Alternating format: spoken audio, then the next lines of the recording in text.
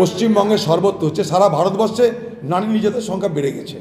আরও আপনাদের বলি, সুন্দরবন, সন্দেশখালী যে চত্বরের নাম করছেন, খোঁজ নিয়ে দেখুন সেখানটায় সাংবাদিকরা, সেখানে মহিলাদের বিক্রির ব্যবসা চলছে। হ্যাঁ, ট্রাফিকিংয়ের যাকে বলে। এই সুন্দরবন এলাকায় নিখোঁজ মহিলার সংখ্যা দিনের পর দিন বাড়ছে। সারা ভারতবর্ষে যেখানে নিখোঁজ মহিলাদের বৃদ্ধি পেয়েছে 6%, সেখানে পশ্চিমবঙ্গের নিখোঁজ মহিলাদের সংখ্যা বৃদ্ধি পেয়েছে 22%।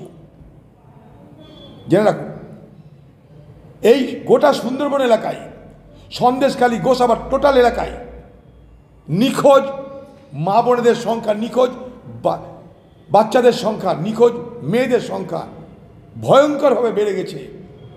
বিশেষ করে সাইক্লোন এবং নানা রকমের প্রাকৃতিক বিপর্যয়ের পর অভাব, দারিদ্রতা তাদের ঘরের মেয়েদেরকে নিখোঁজ হতে বাধ্য করছে।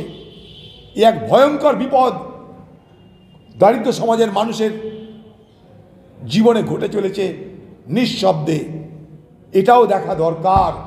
আমি সন্দেশখালী ঘটনার সঙ্গে এটা অ্যাড করতে চাই যে সারা ভারতবর্ষে নিখোঁজ মায়েদের, নিখোঁজ শিশুদের, নিখোঁজ মহিলাদের সংখ্যা যেখানে 6% বৃদ্ধি পেয়েছে, পশ্চিমবঙ্গে সেখানে 22% বৃদ্ধি পেয়েছে।